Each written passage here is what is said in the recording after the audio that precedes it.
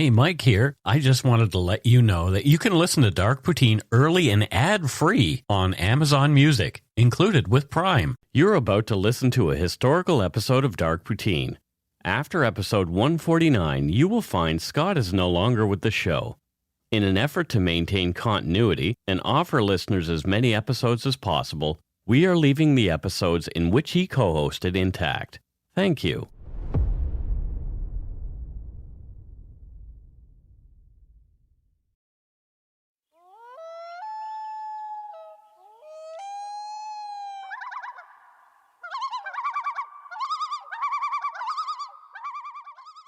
Hello and welcome to Dark Poutine. I'm Mike Brown, your creator and host. With me as usual is my good friend and co-host Scott Hemingway. Say hello, Scott. Hello, my recently voted friends. Yes, and well, that makes a lot of us because we did some voting in Canada. We did. Too. At least in BC, yeah. Oh yeah, there were civic elections everywhere. Voting a palooza. The views, information, and opinions expressed during the Dark Poutine podcast are solely those of the producer and do not necessarily represent those of CuriousCast, its affiliate Global News, nor their parent company, Chorus Entertainment. Dark Poutine is not for the faint of heart or squeamish. Our content is often intense and some listeners may find it disturbing. We're not experts on the topics we present, nor are we journalists. We're two ordinary Canadian schmoes chatting about crime and the dark side of history. Let's get to it. Put on your toque, grab yourself a double-double and an Nanaimo bar. It's time to scarf down some Dark Poutine. Chomp, chomp, chomp.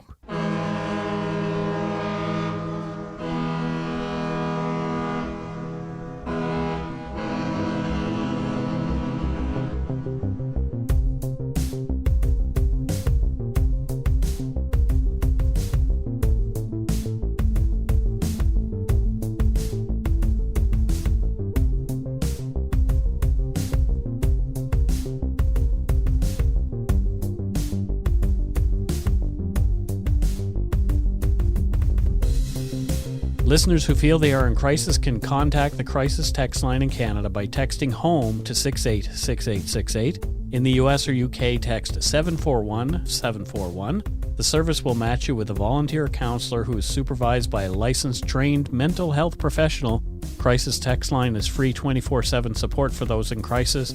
For more information, go to crisistextline.ca in Canada or crisistextline.org globally. William Avery Bishop was born in Owen Sound, Ontario on February 8th, 1894. That was a few years ago. Everyone called him Billy. When the First World War broke out, as with many young men of his day, Billy was off to Europe to do his part. By the end of the war, Bishop claimed he had survived more than 170 air battles and said that he had shot down 72 German aircraft. Damn. This number left him only 3 behind René Fonck of France and 8 behind the Red Baron, Manfred von Richthofen, who had 80 kills. That's close behind. That is very close. Yeah. These numbers made Bishop the top Canadian and British Empire flying ace of the war and one of Canada's most storied veterans. But Billy's story does not come without controversy.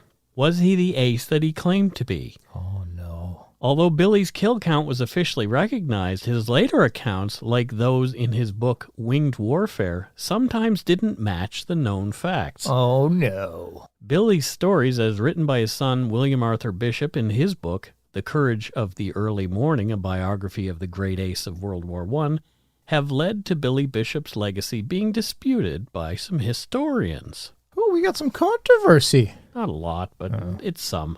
You are listening to Dark Poutine, episode 149, Remembrance Day 2020, Canada's flying ace, Billy Bishop. Okay, so question. Yeah. Name's William. People call him Billy. It's always confused me. It's Why? always confused. What? Why not Will? How do you get? There's no B in William. I don't know. I haven't dug into the etymology of that name because it's unimportant. I've known many a William. Yeah. Who go by Bill, and it's just like, oh, I don't understand this. You know that Jack is actually a nickname for John as well. I can't process. Yeah, okay. So I was considering covering something unrelated, and not doing a Remembrance Day episode at all. Mm-hmm. And then I heard from a couple of listeners that they were looking forward to this year's Remembrance Day episode. Yeah. So here it is. There you go. This episode I have had simmering in my puny little brain since day one of this show. Is that what that sound was? Yeah. So there's no time like the present to get this one on the books. And we've talked about Billy Bishop briefly in our first Remembrance Day episode, but I still felt that this story deserved an entire show dedicated to it. Yeah. Now, I know you're not a big history buff, Scott, but selectively. I have forgotten history. Right. So how, it could have been the marijuana that you smoked in the 80s? Could have been 90s. 90s? Yeah. Okay. Well, how familiar are you with Billy Bishop's story? Oh, only the broadest sense. When you had told me about this, and I'm like, yeah, wasn't he's like Canada's Red Baron? And you're like, yeah. Yeah. And I'm like, that's it. That's all I know. That's all you know. That's the extent of my knowledge. So I first became aware of Billy Bishop when I was a boy listening to CBC radio. I heard a recording of the musical play Billy Bishop Goes to War, starring actor Eric Peterson. I was so enamored with the fantastic story and Peterson's performance, I set up my cassette player next to my radio and recorded the play during the next broadcast. So I had a cassette of this that I used to play and listen to all the time. Oh, my God. Some Googling might bring you to a recorded performance of the story that has become one of the most widely produced plays in Canadian theater. Has it really? Yeah. Well, that's interesting. It's well worth taking in if you can find a copy of it anywhere. And if you're unfamiliar with Eric Peterson, he went on to play the curmudgeonly Oscar Leroy in the very Canadian television program Corner Gas. Yeah. Yeah. I never watched Corner Gas. I did. No. I got to photograph one of the actors, or two of the actors on there, but no, I've never watched it. Billy was the third of 4 children born to William Avery Bishop Sr. and Margaret Louisa Bishop. His father was a lawyer and graduate of Osgoode Hall Law School in Toronto and the registrar of Grey County. And a registrar essentially is somebody who would deal with the official registration of births, deaths, and marriages in a Canadian county. I'm not sure if that position still exists, but since the advent of the internet and the move to keeping records online. But Vera, my grandmother, was the deputy registrar in Lunenburg County until her 90th year, retiring just before she passed away. Wow. She knew who was coming and who was going. And it's a great gig if you love gossip, which she kind of did. Oh, who doesn't? Right? Oh, my God. I don't like being the gossip, but my God, do I love overhearing some good old gossip. Yeah, no kidding. According to the 2002 book, The Making of Billy Bishop by Brereton Greenhouse, Worth, the bishop's eldest son, was 10 years older than Billy. Oh, okay. Their second son, Kilbourne, had been born 2 years after Worth, but died in 1903 at the age of 7. Oh. A sister, Louise, completed the family in 1895, and it wasn't uncommon for a child to die. In the 1800s, early 1900s, absolutely. Greenhouse writes, quote, "Judging from his appearance in later years, Billy must have been a handsome lad of compact, medium proportions. He spoke with a nascent lisp. Psychologically, he was something of a nonconformist by the standards of rural Ontario at the turn of the century. He was never keen on the usual team sports that engrossed most adolescent boys, baseball, lacrosse, hockey, preferring such individual diversions as swimming, riding, he had his own horse, and rough shooting. His riding and shooting skills were to serve him well in the years to come. More usually, he was apparently the only young male in Owen Sound who enjoyed attending dancing classes." Oh. And Greenhouse goes on to state that there was nothing, quote, effeminate about Billy, referring to his interest in dance, which speaks to gender-specific pigeonholing that's kind of so prevalent in even the last couple of decades. Because this book was written in 2002, and he still used that kind of language. Shit, yeah. It's kind of... You know, and I'm often described as compact and of medium proportions. Well, yeah, You're lightly boned. I'm lightly... I'm dainty. There's nothing wrong with that. No, I wear it. So I have no option. I find it interesting, though, that Billy wasn't much into team sport as he was into the individual ones. Yeah. That was my preference when I grew up, and mostly due to my low self-esteem, feeling I would somehow let my team down. and Oh, a interesting. lack of desire to look stupid in front of my peers when I wasn't good at something. So I kind of stuck to myself. I think I was the opposite. I mean, I did wrestle, which is individual, but I played rugby and stuff. And I think I like the team sports because it's not all on my shoulders. Yeah. Less pressure, you know. I'm not the only one who's fucking up. Many of the details that follow regarding Billy's early adulthood come from the article titled The Real Case of Number 943 William Avery Bishop by the RMC Museum curator J. Ross Mackenzie. Billy was not the best student, and his high school marks did not bode well for university attendance. Sounds familiar, like myself. In February of 1911, when Billy was 17, he decided to apply for the Royal Military College of Canada. His brother Worth had preceded him there and had done remarkably well, which Billy believed bettered his chances of getting in. 17. Yeah. The RMC did not focus on an applicant's grades, but demanded potential recruits write an entrance exam instead. Billy sought out tutors and worked hard to prep for the exam, taking it and passing, but not with flying colors. He placed 42nd out of 43 people who passed the exam. I'll take it. Right? That's like, that was my whole scholastic goal. So your nickname was probably just Squeak By? Or, It should have been. It was just make it. Yep. That Scott, just make it Hemingway. So Billy Bishop, seeking glory and excitement, was off to Royal Military College. From The Courage of the Early Morning by Billy Bishop's son, quote, Billy soon learned that there was nothing romantic about being a recruit at RMC. We are, he wrote home gloomily, the lowest form of military life, of any life, for that matter. Yeah. That doesn't sound like fun. It doesn't. A recruit has no privileges, he was informed by his senior classmen. A recruit will run at all times when on parade square. In Kingston, on his afternoon off, there were to be few of these, he will march, but always at attention, eyes front, no loitering or window shopping.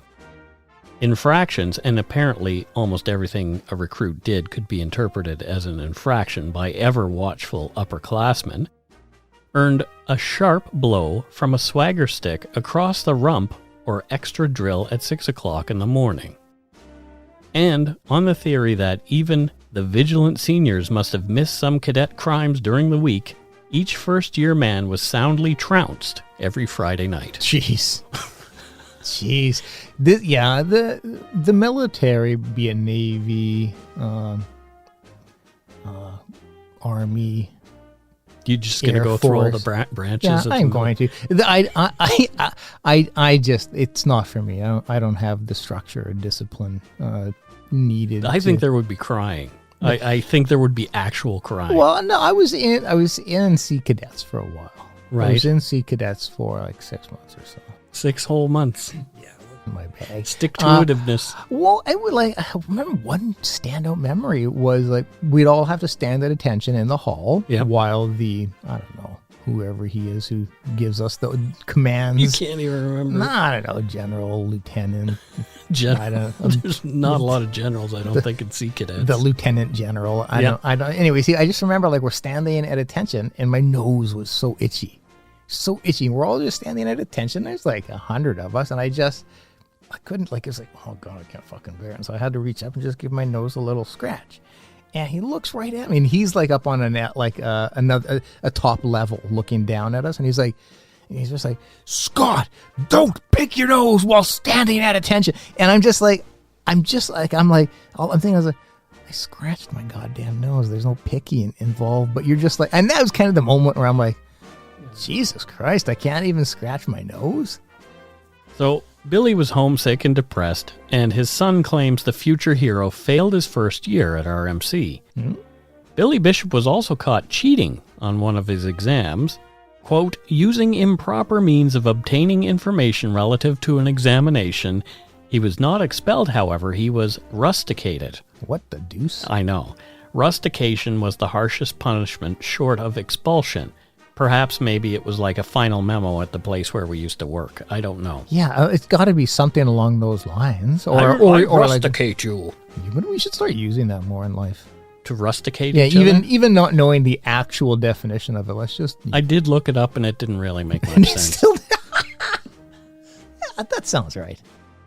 Regardless, Billy's talents with a rifle and horsemanship were recognized and earned him a commission to the Mississauga Horse Regiment. Oh. According to encyclopedia.com, quote, a bout of pneumonia kept Bishop from going overseas until 1914, when he left for England with the 14th Battalion Canadian Mounted Rifles. Bishop soon learned the real dangers for cavalry in trench warfare and asked to be transferred to the Royal Flying Corps. Wow. Well, we talked about this in the episode that we covered on Billy, and it was this quote specifically. In Winged Warfare, Billy wrote, quote, it was the mud, I think, that made me take to flying. I had fully expected that going into battle would mean for me the saddle of a galloping charger instead of the snug little cockpit of a modern aeroplane. The mud on a certain day in July 1915 changed my whole career in the war. So comfort was his deal. Yeah. And which, I mean, like, it's not a criticism. If I'm thinking about, oh, yeah, no, you want me to trudge through mud and water and jungle and in this, or in a plane. Yeah. I know what I'd pick. Just FYI, there's not a lot of jungle in the fields of France. According to author Dan McCaffrey in his book Billy Bishop, Canadian Hero, Billy put it a little more bluntly. Billy said, it's clean up there. I bet you don't get any mud or horse shit on you up there. If you die, at least it would be a clean death. That's a great quote. Yeah, we've used that quote before, but I like it. Yeah. Yeah. Billy spent time as an RAF observer waiting for a spot to open up in flight school. He began his flight training on September 1st, 1915, when he reported to 21 Training Squadron at Netheravon. Billy's aerial photography talents earned him a position training other up-and-coming RAF spotters and photographers. So he was really good with a camera, taking pictures of the trenches and all that kind of stuff. Oh, that's exciting. That would be a fun job, except for the being shot at part. Well, let's not get lost in the semantics here. You're right. According to McCaffrey, quote, Bishop's first combat mission was an aerial spotter for British artillery. Initially, the aircraft could not get airborne until they had offloaded their bomb load of machine guns. Bishop and pilot Neville flew over German lines near Boisdingham, and when the German howitzer was found, they relayed coordinates to the British, who then bombarded and destroyed the target. In the following months, Bishop flew on reconnaissance and bombing flights, but never fired his machine guns on an enemy craft. During one takeoff in April 1916, his aircraft engine failed, and he badly injured his knee. So I would assume that means it went down and he had to eject. Or maybe it just never got airborne. I don't know. But it badly injured his knee. Yeah, sure. So it doesn't sound like a real auspious start to this guy's career. Nothing he has done so far sounds like stands out. Great, like this is where he's going to excel. Right? Like nothing. It really doesn't sound that way. Yeah. It's very weird. You know what it sounds like? What? It sounds like you're failing up. We know people who have done lots of that, ourselves included. Billy returned to England, where he continued his flight training and earned his wings. After flying protective missions over England for a few months, in March of 1917 he was finally sent to France, where he would enter air combat for the first time on March 22nd. He was almost shot down by the anti-aircraft fire while struggling to maintain control of his rickety plane. Yikes. Again, nothing really great stands out there. Like if I had to bet money, I would bet that like shot down any moment. Or trip walking to the plane and break his neck. Right? According to Peter Kilduff in his book Billy Bishop, VC Lone Wolf Hunter, quote, Billy's first victory came in late afternoon, Sunday, March 25th, 1917. Sea Flight went out on a defensive patrol flying over the city of Arras, along the Scarpe River and south to the village of Saint Leger. Oh. Billy wrote of his first kill in Winged Warfare. Oh, boy. What did he say? I had a quick impulse and I followed it. I flew straight at the attacking machine gun from a position where he could not see me and opened fire.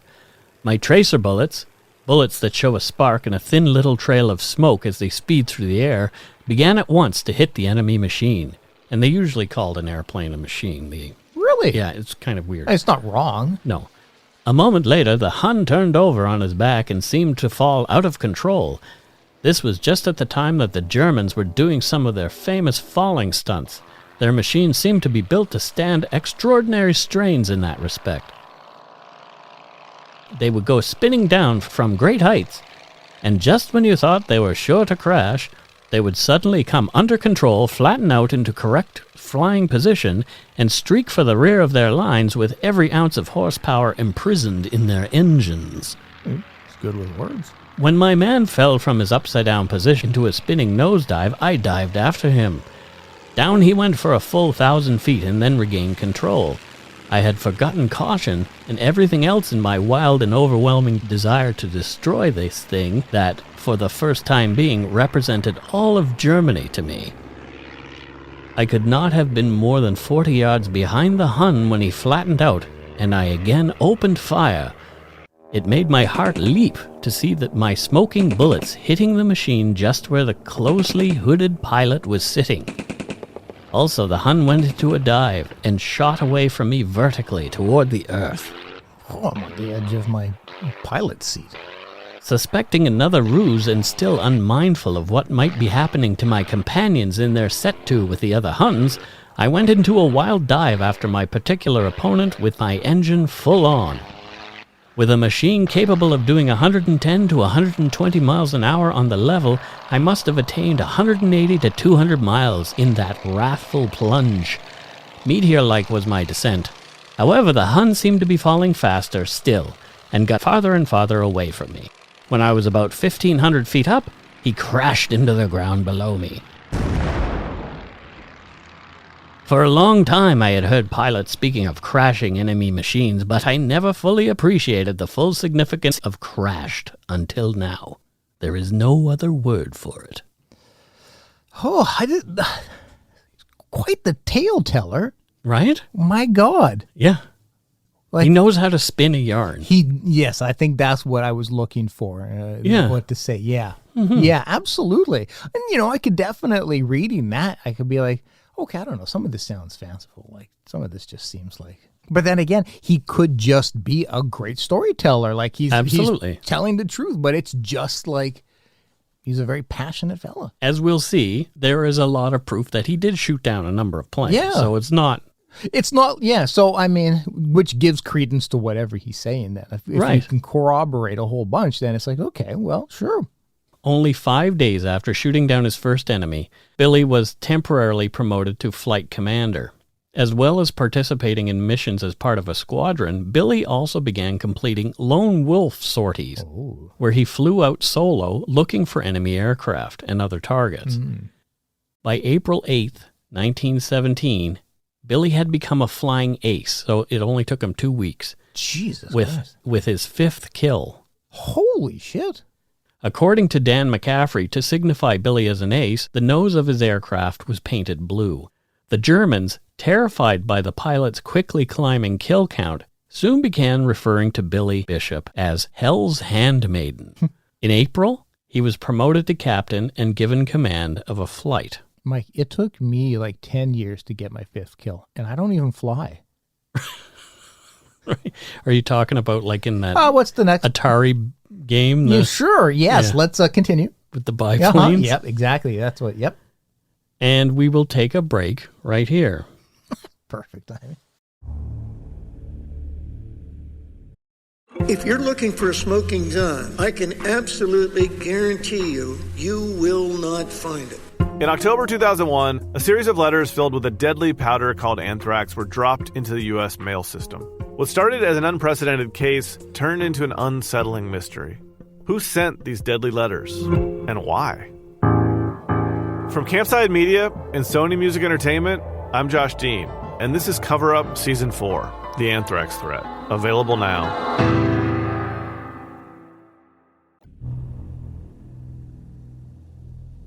And we're back. So what do you think of Billy Bishop so far, Scott? All of a sudden, he's somebody. You know what? Like, I oddly relate to Billy Bishop. What? How so? In the sense of, like, just lost, not knowing what you're going to be good at. and then just by coincidence or by happenstance, just stumbling, like, you know, he wasn't like, you know what, I want to be the top pilot. I'm going to go and shoot. Like, he's like, well, this sounds comfy. Yeah. And you're not going to get shit on you. yeah, exactly. And that's kind of how I live my life. Like, well, this sounds like it's not as hard as that. Let me do it. And so I hear you, Billy. Billy was a leader and an inspiration to his fellow pilots and other Allied soldiers who heard of his exploits in the air. According to Lieutenant Colonel David Bashaw, in his 2002 Canadian Military Journal article, The Incomparable Billy Bishop, The Man and the Myths, quote, his press-on spirit proved to be a tremendously stabilizing force and an example for others. However, he was so obsessed with scoring that he was probably not a particularly good flight commander. He did not normally take the time to bring subordinates along in their combat evolutions, and on at least 2 occasions he abandoned his escort duties, once disastrously, to hare off after prey on his own. However, this was probably due more to lapses in judgment than anything else. Also, his propensity for bragging, his lone wolf tactics, and his bloodthirstiness rankled some of his comrades' British public school attitudes of contrived modesty, teamwork, and limited displays of emotion, and undoubtedly made him some enemies. Mm-hmm. That said, Bishop had joined the war effort to kill Germans, not to bake cookies for them. True enough. Some of his contemporaries were probably frustrated with their own inability to score and were therefore jealous of his success. So when we're constantly referring to him as scores, that's taking down an enemy plane. Yep. Okay. Yeah. And why was he so successful? First and foremost was his willingness to go into harm's way. He was simply flying much more than his colleagues, which in turn presented him with more scoring opportunities. Makes sense. Second, he was an excellent dynamic shooter who successfully transferred game hunting skills into aerial combat. And third, he used the element of surprise to maximum benefit, utilizing hit-and-run tactics whenever possible. Although more vulnerable when alone, he also had more tactical flexibility. Fourth, he had a higher likelihood of combat encounters behind German lines. Enemy scouts on patrol would often avoid Allied formations if the odd and attack parameters did not suit them. Mm-hmm. Okay, yeah, you don't want to get into a fight if you don't have to. Yep. Bishop would also have been exposed to individual German aircraft behind the lines in transit or on individual training missions or maintenance air tests. Lastly, he had superb eyesight and simply spotted more targets than others.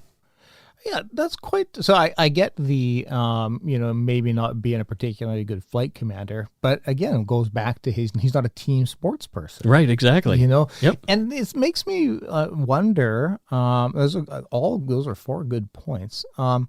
But it makes me like I suddenly am thinking like, what kind of rules of engagement were there back then for enemy? Like, I think if you see it, you can shoot it. That's kind of what I was thinking. Whether it's a training flight or whether it's whatever, if you see a German plane, you shoot it down. Some young dudes in there, and it's a great plane, and he just decides, I'm going to take it out because at the end of the day, if he doesn't take them out now, he's going to have to later when they're fully trained. Yeah, and I'm not.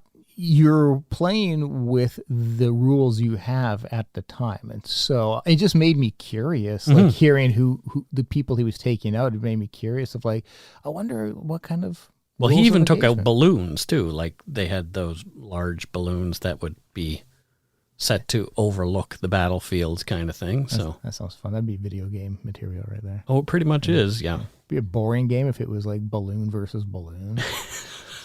They just sort of float around. Slow. Oh, I got to turn. Again, according to Lieutenant Colonel Bashaw's article, quote, at precisely 3:57 a.m. on June 2nd, Bishop took off and flew first over an airfield near Cambrai, where no activity was observed, and then over a second field where he saw and attacked 6 Albatross D3 scouts and 1 two-seater on the ground. After Bishop's initial strafing pass, the Germans took off to engage him.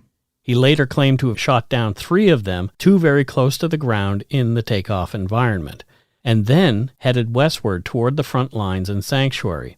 En route, he successfully evaded a German flying patrol and returned to Filescamp Farm with a lot of battle damage to his aircraft after being airborne for 1 hour and 43 minutes. Shit. So, That's intense. but here's the thing. He was alone. It's not corroborated like some of his other... Yeah. That's right. These exploits got Billy even more notoriety, and the calls came for him to receive the Victoria Cross, which is the highest decoration for valor achievable in the British Empire. I got 4. As considerations for that went on, Billy kept racking up kill after kill, and by August 16, 1917, when he was pulled out of combat for arrest, he had claimed 47 victories, making him the top ace in the Empire. 47 in just 3 or 4 months. Yeah, that sounds excessive. It really does. Although there were no witnesses to Billy's June 2nd raid, he was rewarded the Victoria Cross regardless, along with 2 other of the Empire's highest honors for valor, in a ceremony at Buckingham Palace performed by King George V, grandfather of the current monarch, Queen Elizabeth II. Son of a bitch. Wow, that is a substantial honor. Right?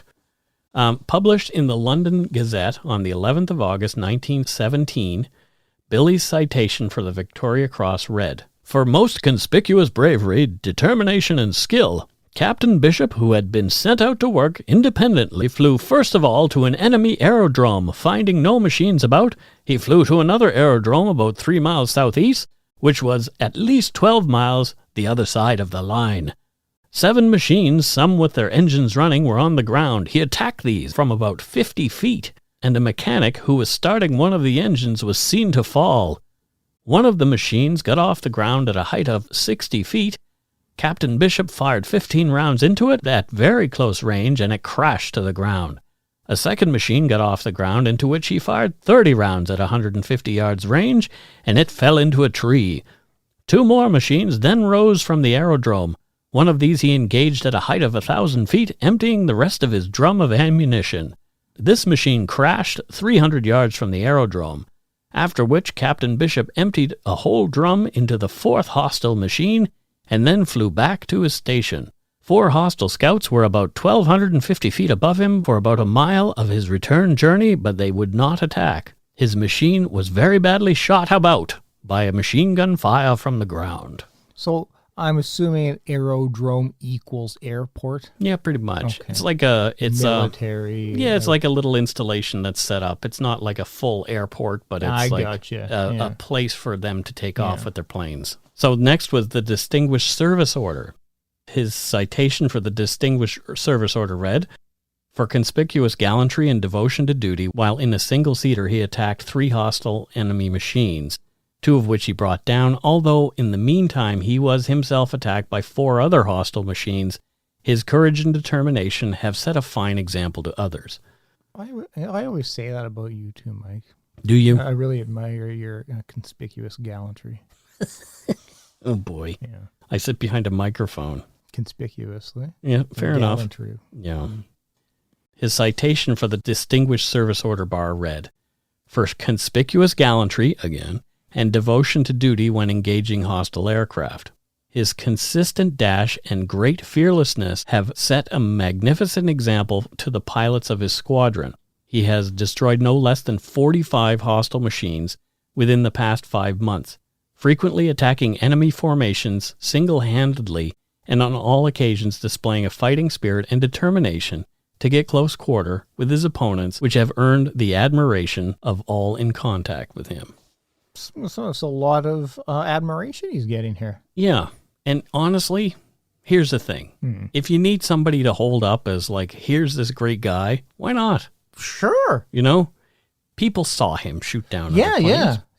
It's not like it's coming out from, nobody's ever seen anything and he's spinning these long tails. No, it's not like he went to Spain for lunch or something while everybody else was fighting and then said, "Oh, I was in a terrible fight." Sounds like a great plan, though.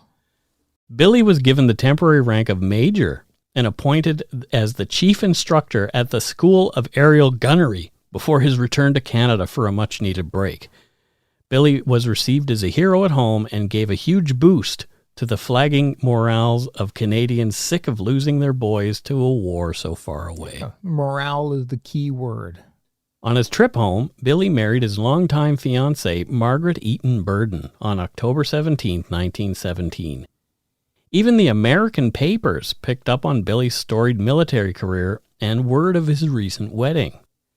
A full-page Pittsburgh Press article about Billy's recent nuptials, written in late October, said, quote, "Cupid wings the premier airman of England." The article went on to tout Billy as, quote, "the hero of 110 single combats with Hun flyers and destroyer of 70 German planes." Whoa.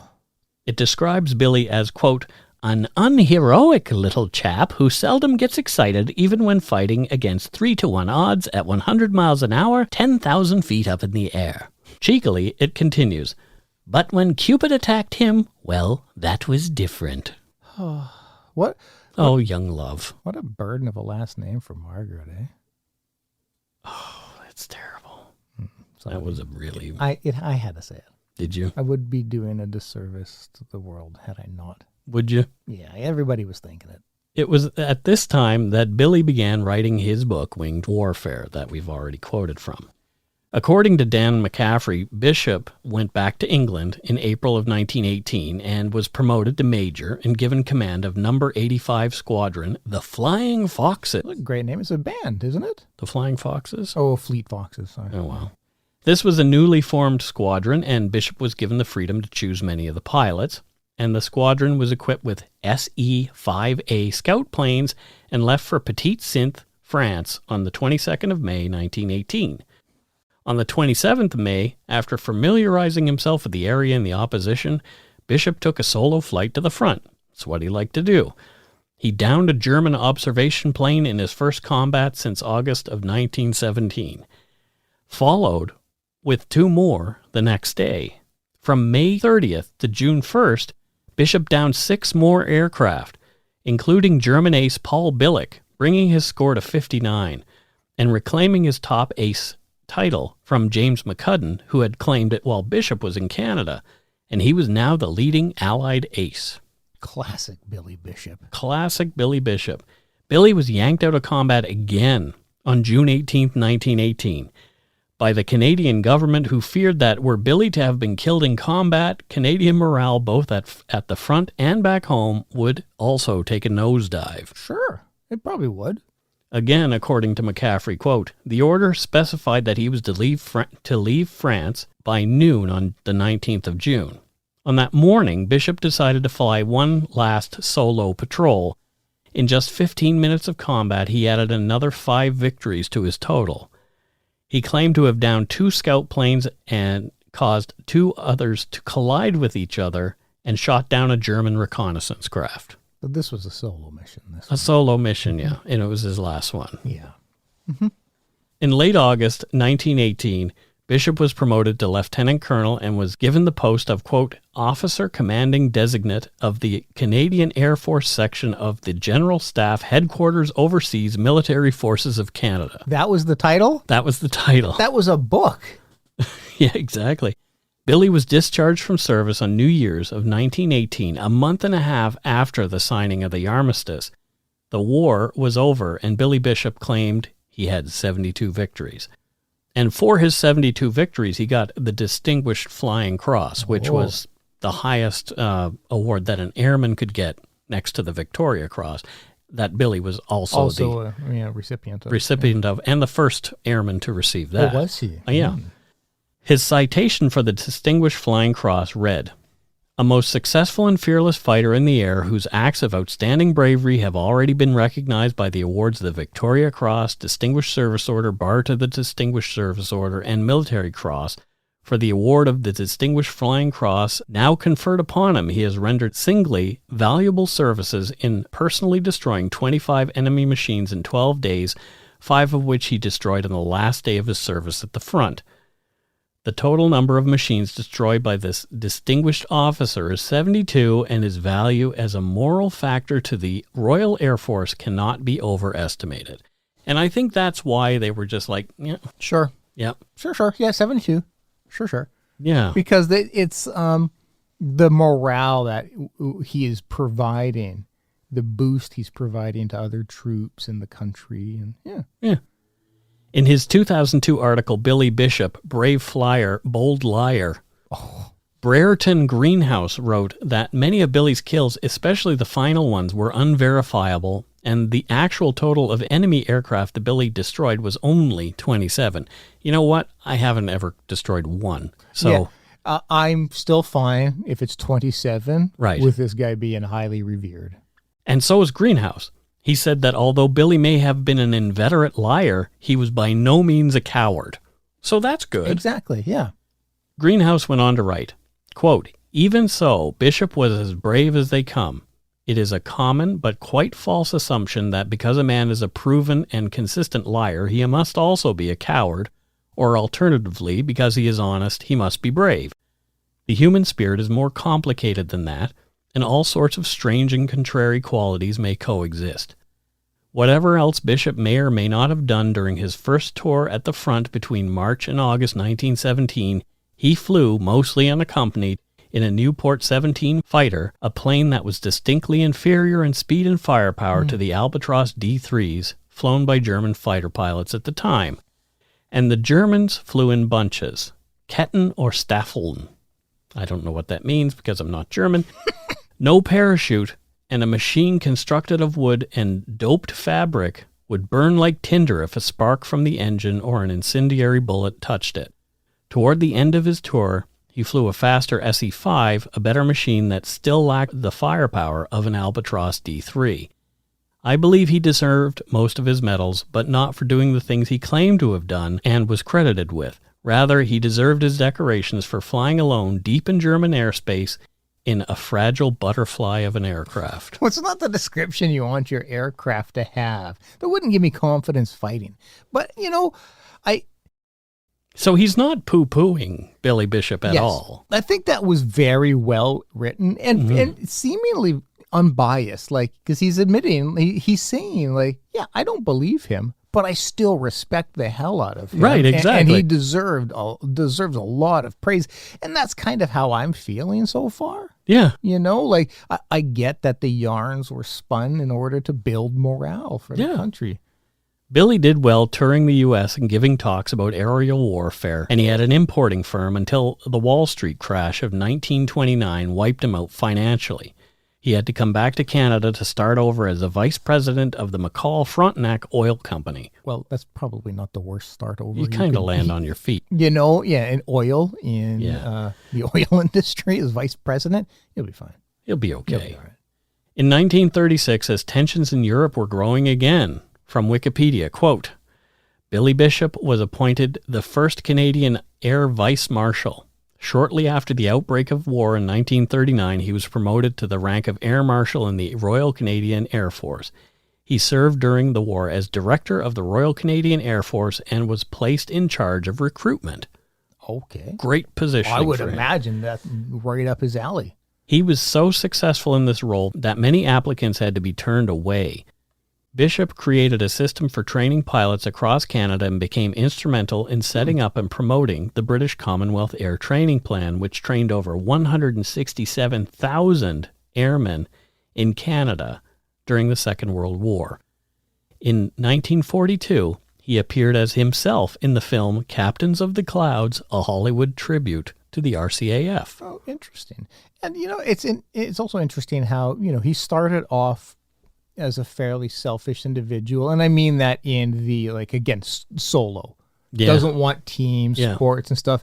But nearing the end here, nearing the end of the story, he's doing an amazing job. Don't know if at leading, but, focused on others. Right. As opposed to himself. Well, helping the country, really. Well, that's what I'm saying, yeah. Billy retired in 1952, but with the outbreak of the Korean War, he wanted back into the military for more recruiting. But by that time, he was too sick and his battered body was too tired to be of any use.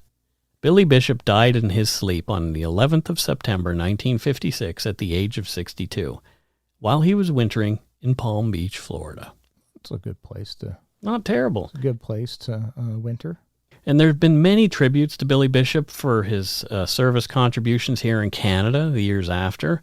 And some of those tributes include In 1967, his induction into the International Air and Space Hall of Fame. The Air Force Association of Canada approved the establishment of a trophy to commemorate the late Air Marshal W.A. Bishop, V.C., in recognition of his, quote, outstanding contribution to the legacy of excellence in Canadian aviation. Billy Bishop's childhood home was repurposed into the Billy Bishop Home and Museum in 1987. The museum is located in Owen Sound, of course, because that's where he lived. Yeah. I don't think they would pick the house up and move it. Yeah. It doesn't sound easy. The museum has exhibits on the family, Bishop himself, and veterans. There's a permanent exhibit with information on Bishop at the Grey Roots Museum and Archives just south of Owen Sound. In addition to television and film, Bishop has also been featured on Canadian stamps. In August of 1994, Canada Post issued Billy Bishop Air Ace as part of the Great Canadian Series, and they were designed by Pierre Fontaine based on illustrations by Bernard Leduc, and the stamps were 43 cents. Very specific number. Right? Well, that's what stamps were probably worth at the time. Just round that shit up. Exactly. There's a replica of Billy's Newport 17 fighter at Billy Bishop Toronto City Airport. Oh. Billy Bishop Airport. Yeah. Yeah, right? Yeah. I don't think there's a Scott Hemingway Airport out there anymore. And this is only one of 2 airports that bear his name. Of course. Several other places have also honored Bishop bearing his namesake. So 2 airports in Ontario. There's a Billy Bishop private roadway, of course, near Ottawa Airport. Sure. Billy Bishop Way near Downsview Airport in Ontario. Billy Bishop Park in Ottawa. Mount Bishop, a 2,850-meter high mountain in Alberta on the Alberta-British Columbia border. Well, now. Bishop Building, the first Canadian Air Division, and the Canadian NORAD region headquarters in Winnipeg. Canada has a NORAD? Yeah. Shit. We are north. And also Billy Bishop Legion, Branch 176 in Vancouver. I've been there. Have you? I definitely have. I wonder if I have. Yeah, and there's other places that were named after Billy. And you know what? Whether he told the whole truth or not, Billy Bishop was and still is a Canadian hero. And I kind of like my heroes with a little bit of dirt on them anyway. Yeah, that's actually, it certainly makes it a more interesting character. I can imagine now if I was another fighter pilot and I had been correctly producing numbers while you're going up against somebody. I can understand there would be people who would be quite upset at that. Here goes Billy taking off after some Germans again, and who knows what the outcome of that little foray was, but he would come back and say, I shot them down. Yeah. You know? You get 112 today, Billy? Like, I'm sure. Yeah, exactly. But yeah, like it, as a character, as a person, like an individual and a storyteller, and I quite am fond of him, and I'm glad he's received the recognition and everything that he has. And that is it for our Remembrance Day episode. I mean, Remembrance Day is going to be a little weird this year because people aren't going to be able to go out and commemorate like we usually do. But yeah, that's true. But I guess there's going to be a lot of streaming services online, I gather, from Veterans Affairs Canada and the Legion website. As long as this has been going on now, the world's adapting. We're adapting to not being able to gather in groups. And the last thing you want to do is have some soldiers who are very elderly in contact with people who have coronavirus. People who might have been walking down on Granville Street on Halloween night without masks grouped together. Let's not have them go around these heroes. Those douche canoes. Yeah.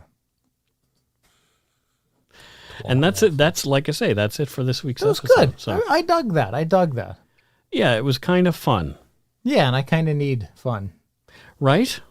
Fun is good. It is. Yeah, it is. It's important. I guess it's time to listen to some voicemails. Let's do it. Yeah. I think we should. I'm almost as eager to read the translations as I am to hear the emails. Every time. It's such a kick I get. Here's one that came to us last Monday. Hi, Mike and Scott. This is Sarah. I'm calling from New Hampshire.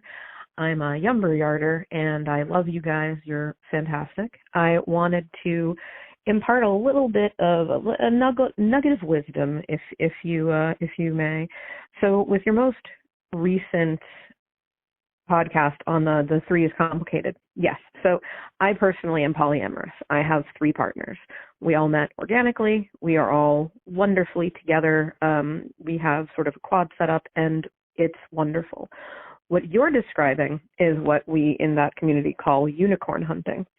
And the woman who aided and abetted the murder of the first woman was the unicorn in this situation. It is unethical, and people in the polyamory and ethical non-monogamy community really, really disdain this sort of behavior where a couple is trying to add to their relationship or looking for a third or something like that. Generally speaking, it doesn't involve murder. In this case, obviously, it did. But I wanted to give you a little nugget of wisdom and say I really appreciate the fact that you're talking about how, ethical non-monogamy can be a good thing, can be ethical. Yes, it often is. Sometimes it is not. And unfortunately, when drama ensues, this kind of thing sometimes happens. But anyway, thank you so much for everything you do. I really appreciate it. And don't take a shit in your hat. Thank you. Bye. Well, I'm going to anyway. I just did. But thanks, Sarah. Sarah, that's some great clarity. But here's the thing. I didn't ever want to use the words polyamorous in the episode because my brother is. So. Oh, really? Yeah. I'm not going to get into his personal stuff. No, that's his bag. But yeah. So I'm quite aware of the polyamorous community, and this is why I didn't bring up that word during. Because you didn't want it to try to be associated with what was happening. Not even remotely, because it is not. Yeah. Because and as I said in the episode, I don't care what people do. If it's working for you, and everybody's happy and the key part wants to be a part of it, it can be incredibly beautiful. What a great name for that, unicorn hunting. I've never heard that. I loved it. I have heard. Have you? I haven't. But it's anytime you're trying to deceive or coerce somebody into something like that, it's not gonna. It's gonna be disastrous. Ain't gonna work. Yeah, but when a choice by all, it's beautiful. All right. Next up, it looks like we have somebody from. It's a 403 number, so it's probably Alberta. Let's have a listen. Hi, Mike. Hi, Scott. My name's Marissa. I am a drugs and addictions counseling student in Alberta, and we were actually talking about racism and slavery in Canada and how some people are learning new things. And I actually referenced your guys' Africville podcast. And my teacher absolutely fell in love and got me to share it with the entire class. And now it's a class assignment. So way to go, guys. I feel like you guys are doing great. I love listening to your podcast. I've been listening to it for years. And hopefully you guys carry on. And respectfully, go shit in your hat. Bye. Bye.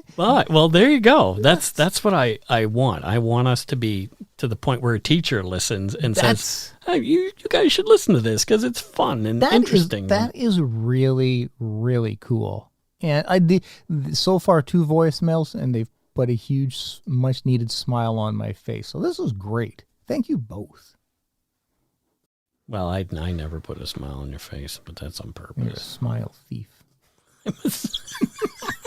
I'm a smile thief.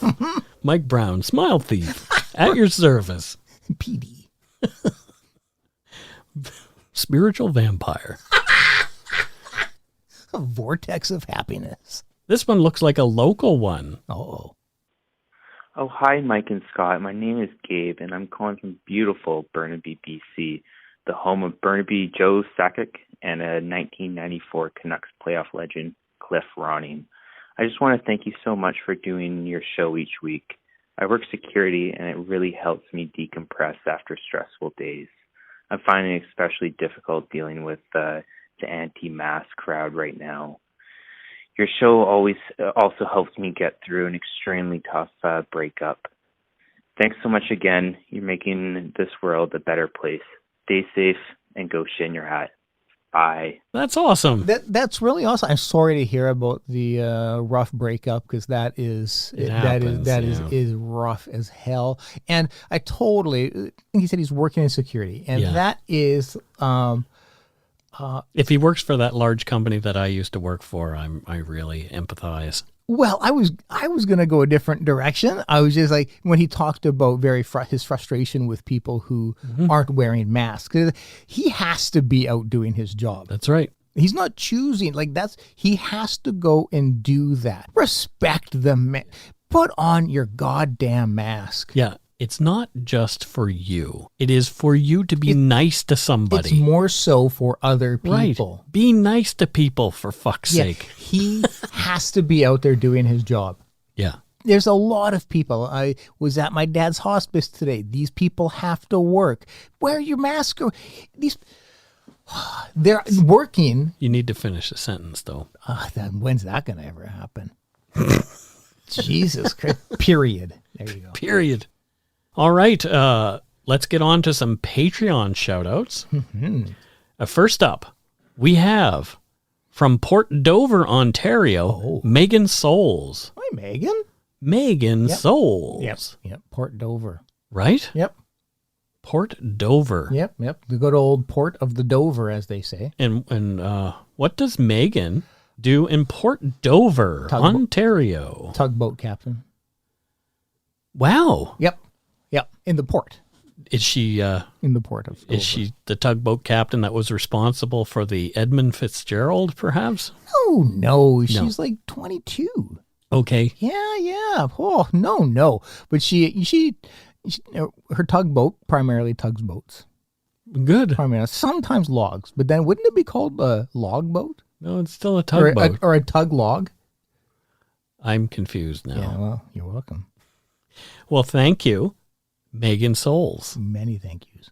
And this one is a name that looks familiar. Kim Rintoul. Well, that does sound familiar. Well, here's the thing. There's a Rintoul who is a sportscaster here in Vancouver. Oh, yes. I wonder if she is related. I think his name is Scott. Scott Rintoul. Was he a redhead? I believe he is. Yeah, okay. Yeah. Interesting. I wonder if they are related. Well, she's from Saskatoon, Saskatchewan, regardless. And what does Kim Rintoul do with her time in Saskabush? In Saskabush, what she does is she manages forests in the fire capacity when they do pre-burns. Okay. To mitigate. Wow, that's very specific. Yeah, to mitigate. I'm not. to mitigate future fires. So like, what a job, eh? You get a blowtorch and you just get to go head into the woods and just burn shit. Lots of woods in Saskatchewan. Lots of the forests of Saskatchewan are famous. They're known for their forests. Everybody talks about the forests of Saskatchewan. Oh, help us all. Yeah, it's great there. Next we have Christopher Tharp. Sweet Tharp. And where is Christopher from? Christopher is from Denver, Colorado. Oh, he's from Denver. Denver, Colorado. Well, there you go. Yeah. And what does he do in the Mile High City? Well, you know what everybody does in the Mile High City now. They own pot shops. Right. Yeah. So that's what Christopher owns, a pot shop. Sells marijuana and other, THC-related substances. Yeah. He calls it Tharp City. Is he thinking about moving to Oregon, where every drug is now non-decriminalized? Is it? Yes. Wow. Yeah. It's about time. It's funny how I twig on those kind of things in the news. It's like they're talking about things and I hear drugs and booze and my brain still goes, what? Ping. Yeah, exactly. Yeah. But yeah. So the store's called Tharp City. Okay. And what does he sell specifically at Tharp City? Well, primarily marijuana. Oh. Marijuana. Oh, I was hoping it would be like fancy bongs for Tommy Chong. Oh, they may. I don't know. Oh. Because I don't really talk. Since Christopher opened his marijuana shop, we don't talk anymore. He's too busy. That's what I'm saying. Yeah. Yeah. It's well, thriving. Good for him. Yeah. Hey, look at my third Bentley. So I don't care. Tharp. Right? I don't care. Tharp. No, I don't need to. I'm struggling out here. Quit showing off. And here's your third money. Bentley. Come on. Yeah. Yeah. I got a bit bitter. Well, we Canadians do tend to have that tall poppy complex. We do. Yeah. We do. We got to cut them down. We do chop them. Chop them down. Make sure they go away. But go shop at Tharp City. At Tharp City? Mm-hmm. All right. He was going to call it Tharps Are Us, but you went with Tharp City. Oh, boy. Yeah. So, guess who's back for Donut Money? The real Slim Shady? No, it's Sally Norris. Sally? Sally is back, and she says, Mike and Scott, many thanks as always for continuing to feed us our weekly dose of dark poutine in these challenging times. It's always very much appreciated and enjoyed. Sally N. Smiley face. Well, you are also very much appreciated, Sally. Right? Very much so. And next up we have Risa New Year Ramirez. Oh, and delightful name. Yeah, it is delightful. As long as maybe Richard Ramirez. Well, I mean, okay. you know. Why'd you have to sully it? I didn't. Well, It's not sullied. He's a serial killer. He has good cheekbones. Okay, there you go. Yeah. Well, you turned that around. Well, that was pointed out to me by one of our listeners. And she knows who she is. Risa says, Hi, Mike and Scott. Recently got into your podcast during the start of the pandemic due to a recommendation from a friend. Love your content. Looking forward to listening to every one of your podcasts. Thanks for doing what you do. Smiley face. No, thank you, Risa. Yeah, thanks a lot. Thank you. We really appreciate anybody who has supported us. Patron, donut money donor, person who sends Interact, whatever you've done for us. Saying hi. Carrier pigeon. Listening to the show. Yeah. Any of those things. We really appreciate it. Holy shit, do we. If you want to help keep Dark Poutine going, you can become a patron or at patreon.com/darkpoutine. For a one-time donation, you can send us donut money via PayPal at our email address, darkpoutinepodcast@gmail.com. And if you don't already subscribe to the show, it would mean a lot to us if you did. You can easily find us on any podcatcher. Check out our website, darkpoutine.com, for show notes and other cool stuff. Please take the time to give Dark Poutine a like or a follow on Facebook. And most importantly, thank you for listening, and tell your friends about us. Word of mouth is a powerful thing. Until we return, don't forget to be a good egg and not a bad apple. Bye-bye, everybody. Bye-bye.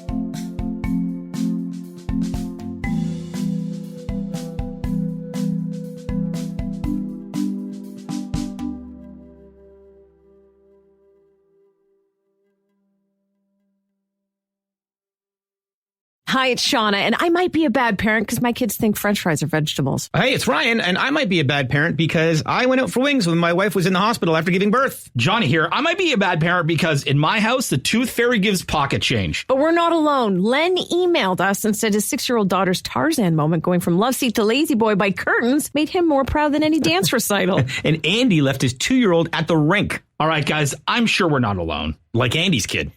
For stories and confessions like this, make sure you check out our podcast. It's called Bad Parents, and it's available wherever you get your podcasts. I left a glove at the rink.